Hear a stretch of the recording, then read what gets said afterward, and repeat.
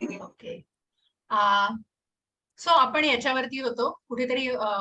काही network issue झाला तर मला सांगा, आवाज येत नसेल तर सांगा, माहिती नाहीये काय प्रॉब्लेम आहे ते. ठीक आहे.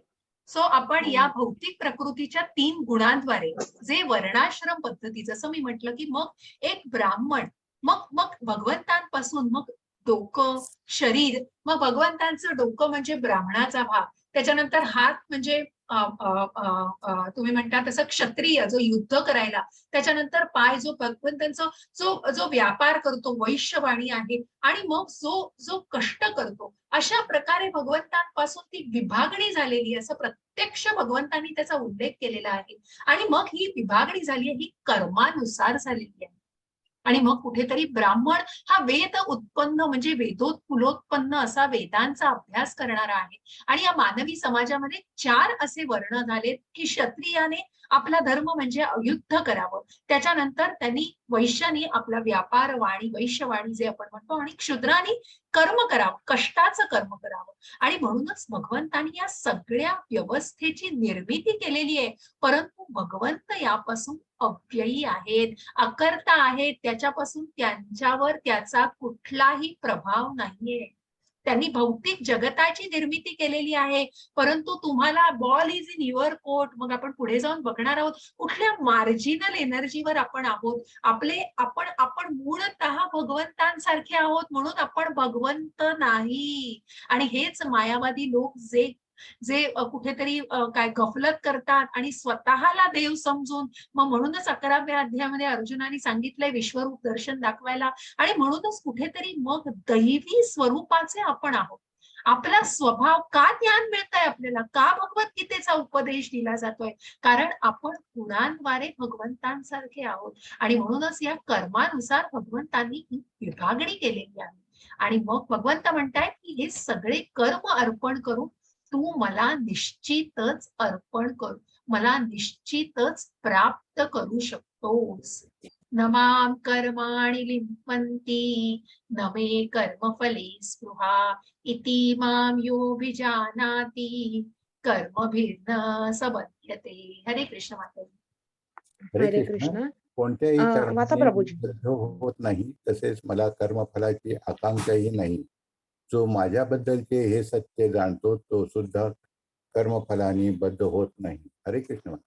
हरे कृष्ण. आणि म्हणूनच कोणत्याही कर्माने भगवंत काय करत नाही तो. भगवंत जसं आपण म्हणतो की कर्म, मग कर्म करताना भगवंतांनी कुठलं कर्म केलं नाहीये. भगवंतांनी अर्जुनाचं सारथ्य केलंय. भगवंतांनी गोपींचं, नंदाच्या एवढ्या लाखो गायींचं रक्षण केलेलं आहे. सुदामाची सेवा केलेली आहे आणि अनेक अनेक असुरांचा वध केलेला आहे. अशा भगवंतांनी काय केलं नाहीये. आणि अशा त्यांना काय शक्य नव्हतं, जे ऐश्वर्य आपण भगवंतांचं बघितलं. आणि भगवंतांनी हे सगळं का केलंय हो. आणि का करण्याला कारण म्हणजे भगवंतांना भक्तांचा सहवास, जसं काल गौरी माताजींनी सांगितलं की भक्तांचा सहवास, आणि मग या भक्त भगवंतांना किती प्रिय आहे.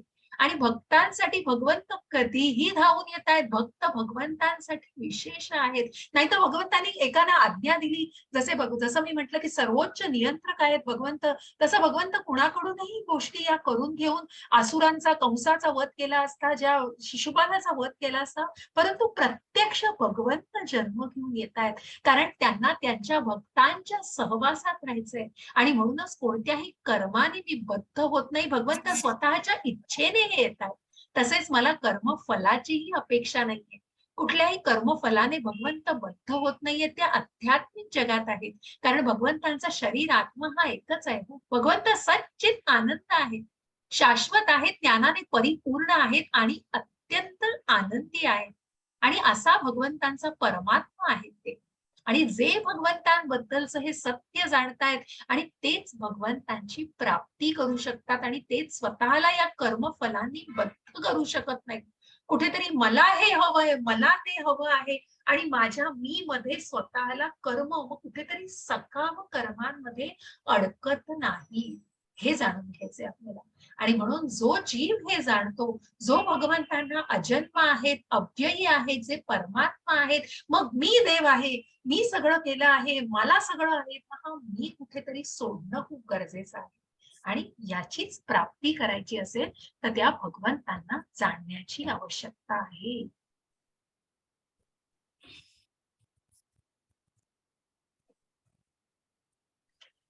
कर्मणोऽपि बोधव्यं बोधव्यं च विकर्मणः कर्मणश्च.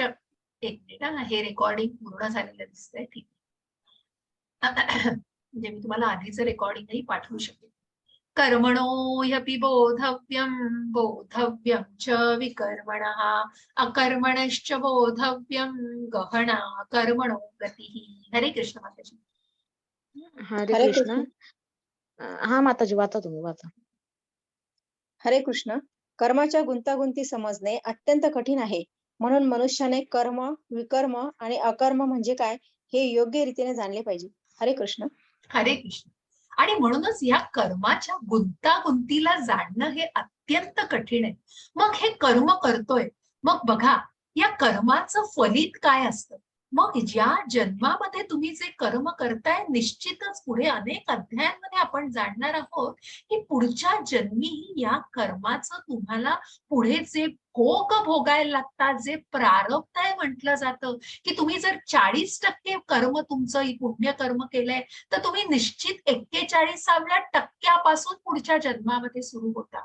आणि म्हणून या कर्माला कुठेतरी निश्चित, म्हणून जे जे 5 विषयांवर भगवद्गीता आधारित आहे, की मग ज्याच्यामध्ये ईश्वर, प्रकृती, काळ, कर्म आणि जीव हे सगळे जे आहेत त्याच्यामध्ये बाकी सगळे जरी स्टेबल असले तरी कर्म हे बदलणारं आहे. आणि या कर्मानुसार बऱ्याच गोष्टी ठरत असतात. आणि म्हणून या कर्माचा फरक जाणून घ्या. कर्म हे अत्यंत गुंतागुंतीचं आहे. आणि म्हणून त्यातला फरक जाणून कुठल्या प्रकारे कर्म केल्याने काय काय त्याची परिणिती होते हे जाणून घ्या. आणि म्हणून कर्म मग जर सकाम कर्म, जे पहिलं मध्य तुम्ही बघताय, वेदांचं पालन करतात, स्वर्ग प्राप्त करतात, देवाचं शरीर, अखेरीस मृत्यू लोकांकडे परत जातात, मग हे सकाम कर्मामध्ये अडकले. कारण कुठेतरी यज्ञ याग सगळं शास्त्राच्या पद्धतीनुसार करतायत, पण मग त्याच्यामधलं मी सुटत नाहीये, तिथे कृष्ण कुठेच नाहीये. कारण मला मृत्यू लोकांकडे परत जायचंय, मला मोक्ष हवाय. मी सगळं शास्त्राच्या पद्धतीने करतोय, पण मला कुठेतरी मुक्ती हवी आहे. मला कुठेतरी, मग तिथे ती भावना कुठेतरी अभावित आहे. कुठेतरी ती कृष्ण भावनेचा अभाव दिसतोय. आणि म्हणून ते सकाम कर्मामध्ये जे विहित कर्म मी जे म्हटलं, जे कर्म आपण सगळे करतो आहोत ते सकाम कर्मामध्ये. आणि मग या सकाम कर्माच्या विरुद्ध काय असू शकतं? तर विकर्म. वेदांचे पालन करत नाहीत, खालच्या प्रजातींमध्ये पतन होण्याचा धोका, साधू संतांना अमान्य आहे, मानव जीवनाच्या मूळ उद्देशाचा पराभव होतो. बघा, मांस मच्छी खातायत, कालचे प्रभूजी म्हणाले, मग ही करुणा नाहीये मनामध्ये, फक्त स्वतःची इंद्रिय तृप्ती आणि स्वतःच्या वासना शमवायच्या आहेत. कुठेतरी त्या वासनांना कुठेही नियंत्रित करू शकत नाही. आणि म्हणून जिथे मग नो सिग्नल लिहिलाय तिथेच, नो पार्किंग लिहिलंय तिथेच जाऊन गाडी पार्क करायची. हॉर्न वाजवू नका म्हटलंय, आजूबाजूला हॉस्पिटल आहे, शाळा आहे, तिथेच हॉर्न वाजवायचा. मग हे विकर्म आहे. हे फॉर एक्झाम्पल मी छोटे गोष्ट सांगितल्या. आणि म्हणूनच इथे कुठेतरी अधःपतन होण्याचा धोका आहे. आणि मग जे लोक तामसी वृत्तीने, अंधकाराने, अज्ञानाने या गोष्टींकडे वळतात ते निश्चितच स्वतःला कुठेतरी विकर्माकडे वळवत असतात. कारण कुठल्याही नियमांचं पालन नाही. मी म्हणेन तीच पूर्व दिशा, बस मी म्हणेन तेच माझं विश्व, मी करतोय ते बरोबर आहे, मला कोणी साधू शास्त्र गुरु याची मला आवश्यकता नाही, मीच माझा गुरु आहे, मीच माझं सगळं बघतो. आणि याच मी मध्ये, मी अहंकारामध्ये तो स्वतःला त्या खोल दरीमध्ये ढकलत असतो. आणि म्हणूनच त्या विकर्माकडे जात असतो. आणि मग हा अकर्मी कोण? तर भक्त. कृष्णाच्या भक्ती सेवेच्या व्यासपीठावर आले. फलदायी क्रिया म्हणजे काय हे पुनर्जन्म हे जाणतात, की कुठेतरी आपण त्या फळाच्या अपेक्षेमध्ये अडकलो तर निश्चित पुन्हा या भौतिक जगामध्ये येऊ. आणि म्हणून हे नारद मुनी दिसतायत की जे निष्काम कर्म या मार्गाने अकर्माकडे वाटचाल करतायत. कुठल्याही फळाची अपेक्षा नाहीये, फक्त कृष्ण भक्तीमध्ये जे काम करतोय, जे कर्म करतोय ते कृतज्ञतेने करतोय. मग जी सेवा करतोय, जी आई वडिलांची सेवा करा, देवांची पूजा अर्चना करताय, कुठल्याही आपल्या घराचं रक्षण करताय, आपल्या कुटुंबियांचं पालन करताय, तिथे कुठेतरी मी हे करतोय हे कृष्ण भावनेने. मग ती भावना अर्पण करणं महत्वाचं आहे. हे मला भगवंतांच्या कृपेने मिळालंय. हे जे काही मी मिळालंय हे मला भगवंतांच्या भगवंताची कृपा आहे, हे जी कृतज्ञता मनात आणणं हे महत्वाचं आहे. म्हणून अर्जुनाला भगवंत तेच सांगतायत, तू युद्ध कर, तू राज्य करून तू राज्य मिळवणार आहेस, पण ते युद्ध तू मला अर्पण कर, तू कर्म कर, तू ते मला अर्पण कर. आणि म्हणूनच जे फळाची अपेक्षा करत नाहीत ते जाणतात की जर मी केली तर मी पुन्हा या भौतिक बंधनांमध्ये अडकणार आहे. आणि असे हे लोक अकर्मी असतात. आणि प्रत्यक्ष भगवंतांनी सुद्धा हे त्यांच्या उदाहरणास्तर दिलेलं आहे. तद्विधी प्रणिपातेन परिप्रश्नेन सेवया उपत्येक्षन्ति ते ज्ञानम ज्ञानिनस्तत्त्वदर्शिनः. हरे कृष्ण माताजी. हरे कृष्ण. हरे कृष्ण. हरे कृष्ण प्रभू. वाचा प्रभू. हरे कृष्ण. आध्यात्मिक गुरूंकडे जाऊन तत्व जाणण्याचा प्रयत्न कर. नम्रपणे त्यांना प्रश्न विचार आणि त्यांची सेवा कर. आत्मसाक्षात्कारी व्यक्ती तुला ज्ञान प्रदान करू शकतात, कारण त्यांनी तत्व जाणलेले असते. हरे कृष्ण माता. हरे कृष्ण. आणि म्हणूनच प्रत्यक्ष भगवंत सुद्धा आपल्याला सांगतायत की साधू शास्त्र गुरु याचा महिमा काय, की आध्यात्मिक प्रत्यक्ष भगवंतांनी सुद्धा सांदीपनी ऋषींच्या हे दिसतायत तुम्हाला चित्रामध्ये, की जिथे सांदीपनी ऋषींच्या आश्रमात राहून त्यांनी तत्व जाणून घेतलं. गुरूंकडे जाऊन तत्व जाणण्याचा प्रयत्न करा. नम्रपणे गुरु पुढे नम्र व्हा. आणि म्हणूनच अशा बेस्ट स्पिरिच्युअल मास्टर जे आपण म्हणतो की आध्यात्मिक गुरूंची आवश्यकता, हे जे आपण इस्कॉनच्या या आध्यात्मिक मार्गावर आलेलो आहोत, नामनिष्ठ प्रभूजी जे आपले शिक्षा गुरु आहेत आणि जयपताका स्वामी महाराज जे त्यांचे गुरु आहेत, अशा या गुरु परंपरेत प्रभुपाद जे आपल्याला सगळं ज्ञान संपादन केलेलं आहे. कारण कुठेतरी ह्या सगळ्याला शास्त्राचा आधार आहे. प्रभुपादांची पुस्तकं तुम्ही वाचा, जे मी कालही ग्रुपवर टाकलंय, मी अजूनही टाकीन. तुम्हाला प्रभुपाद वाणी तुम्ही ऐका, प्रभुपादांच्या वाणीतून तुम्ही ऐका. अहो ते शब्द फिरतात मनाला, म्हणजे मी सांगू नाही शकत, परंतु एक शुद्ध भक्ताचे शब्द फक्त हृदयापर्यंत निश्चित पोहोचू शकतात. आणि हेच जाणणं खूप महत्वाचं आहे. आणि त्या गुरूंकडूनच ते जाणू शकतो आपण. मग मी सगळं जाणतोय, मला काय माहिती, मला सगळं येतंय, मी ही पुस्तकं वाचली, ती पुस्तकं, तुम्ही वाचन करा, परंतु ते वाचन एका उत्तम गुरुच्या शिक्षणाचं असू दे, कारण त्याला कुठेतरी तो दृष्टांत झालेला असतो आणि ती प्रचिती आलेली असते. आणि त्या गुरूंनी जे प्रभुपादांना त्यांच्या गुरूंनी सांगितलं की तू जा आणि सगळ्या विश्वामध्ये या कृष्ण भावनेचा प्रसार कर, तू अनेक पुस्तकं लिही, त्याच्या प्रिंट काढ आणि लोकांना वाचू देते. आणि काय केलं प्रभुपादांनी, आपल्या गुरूंच्या आज्ञेचं पालन केलेलं आणि अनेक लाखो पुस्तकं प्रभुपादांनी लिहिलेली आहेत, ज्याचे अनुवाद केलेले आहेत आणि ज्यांनी कृष्ण भावनेचा प्रसार फक्त भारतामध्ये नसून अख्ख्या जगामध्ये जो प्रसार केलेला आहे. आणि म्हणूनच प्रत्यक्ष भगवंत स्वतःचं उदाहरण सांगून सांगतायत की आध्यात्मिक गुरूंकडे जाऊन हे तत्व जाणा, त्यांची सेवा करा, त्यांच्याकडे प्रश्न विचारा. आत्मसाक्षात्कारी व्यक्ती त्या गुरूंना तो आत्मसाक्षात्कार, ते आत्मिक पातळीवर जगत असतात आणि त्यांना तो कारण त्यांना कुठल्याही फळाची अपेक्षा नसते, कुठल्याही शरीराच्या इंद्रिय विषयांचा लोभ नसतो. आणि तीच व्यक्ती तुला ज्ञान प्रदान करू शकते ज्यांनी हे तत्व जाणलेलं असतं. आणि म्हणूनच त्या उत्तम गुरु, शास्त्र आणि साधू या सगळ्याला आपल्याला प्रभुपादांचं पुस्तक सुद्धा आहे, सायन्स अँड सेल्फ रिअलायझेशन, की या आत्मतत्वाला, या आत्मसाक्षात्काराला कुठेतरी शास्त्राचा आधार आहे आणि तो जाणण्याचा प्रयत्न करा, वाचन करा. म्हणून मी प्रत्येक दिवशी प्रत्येक बॅचला सांगते की मी हे शिकवल्यानंतर मी संवाद तुमच्यापर्यंत पोहोचवते, पण कृपया प्रभुपादांचं तात्पर्य वाचा. इतकं सुंदर आहे ते, इतकं सुंदर आहे की खूप सोप्या भाषेत त्यांनी सांगितलंय की निश्चितच तुम्हाला भगवद्गीता अजून जास्त समजायला मदत होईल त्याच्यामुळे. आणि निश्चित ते मी PDF पण टाकलंय. शक्य असेल त्यांनी एक भगवद्गीता स्वतःकडे निश्चित ठेवा.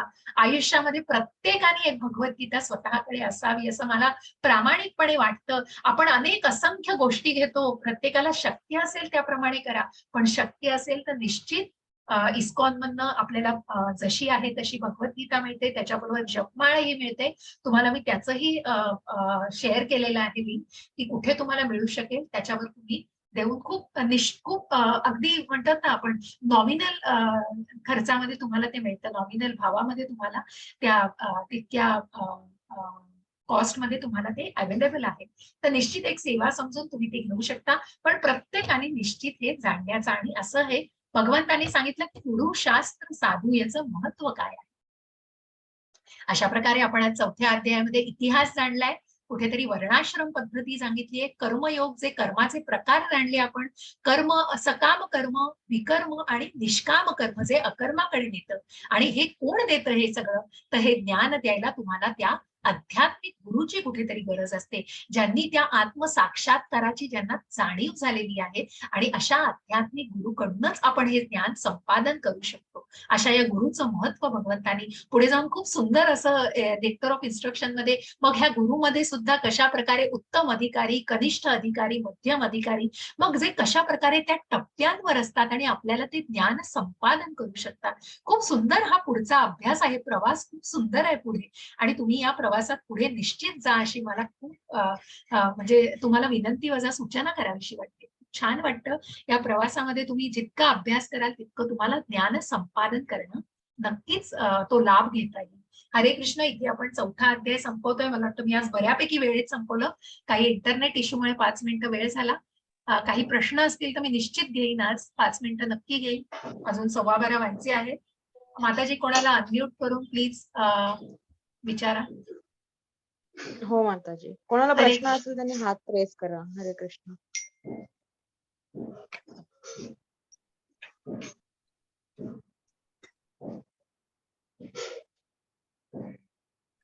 कोणाला प्रश्न आहेत का? त्यांनी हात वर करा, हँड रेस करा त्यांनी. डिजिटल हँड रेस करा तुमचा प्लीज. नसतील प्रश्न, चांगली गोष्ट आहे. तुम्ही तात्पर्य वाचा, आणि काही तुम्हाला प्रश्न असतील तरी तुम्ही कुठल्याही दिवशी विचारू शकता. Can I continue the next part of yesterday story? माताजी आपण थोडा वेळ देऊया, मी तुम्हाला नक्की वेळ देईन. आपण शेवटच्या दिवशी ठेवूया स्टोरीचं सेशन. आज मलाही खूप कर्माविषयी गोष्ट सांगायची होती. रजिस्ट्रेशन मध्ये अडचण येते, सहकार्य. तुम्ही प्लीज मला स्क्रीनशॉट टाका ना माताजी, मला नाही तर संजना माताजींना. Yes, if time permits. माताजी मी शेवटच्या दिवशी 18वा अध्याय 2 गोष्टींमध्ये घेणार आहे, 2 टप्प्यांमध्ये. त्या दिवशी नक्की तुम्ही तुमच्या, येस नक्की माताजी, आवडेल तुमचं ज्ञान ऐकायला. आणि मला नक्की सांगावं वाटतं, तुम्ही पुढच्या टप्प्यांवर पण या, आणि आम्हाला अध्ययन वर्गासाठी खूप शिक्षक तयार करायचे. तुम्ही निश्चितच आम्हाला मदत करू शकाल त्यावेळी. हा बोला स्वाती माताजी. हा, हरे कृष्ण माताजी. गीतात जेव्हा तात्पर्य वाचते ना, तर तेव्हा काही प्रश्न पडतात, तर तेव्हा आम्ही तुम्हाला विचारू शकतो का नक्की क्लासच्या नक्की, व्यतिरिक्त? अगदी नक्की, अगदी नक्की. फक्त काय होतं, वेळेचा काही मी कधी तुमचा फोन उचलू नाही शकले, तर तुम्ही मला एक मेसेज टाका माताजी. आणि एक साधारण आज संध्याकाळच्या, मी किती वाजता आज विचारू? संध्याकाळी एक 7 ते 9च्या मध्ये कराल फोन. बर, चालेल. हा, तेवढं करा. मला एक मेसेज टाका तरी एखादा. कधी कधी काय होतं, हो. काहीतरी गडबडीत असले तर चुकून राहतो फोन घ्यायचा, काहीतरी कामात हो. असलं वगैरे, तर तेवढा एक मेसेज टाका, माताशी बोलायचंय. तर मला बर. काहीच हरकत नाही, मी निश्चित तुम्हाला. ठीक येस, डेफिनेटली. हरे कृष्ण, हरे कृष्ण माताजी. हरे कृष्ण. आणि सगळ्यांनी क्विज बघा, जर आवडत असेल तर सोडवायचा प्रयत्न करा. तुमचं कुठेतरी हो. तुम्हाला चिंतन होऊन तुमचं कुठेतरी तुम्हाला त्याचं परिपूर्ण म्हणजे ज्ञान कुठेतरी पूर्ण व्हायची तुम्हाला छान संधी आहे. आणि तुम्हाला कुठेतरी पक्क होण्याचं पण ते आहे. भगवद्गीता जितकी वाचाल तितकी, मी परत तेच सांगते, जितके वेळ वाचाल तितके वेळ तुम्हाला प्रत्येक ती वेगवेगळ्या प्रकारे उलगड.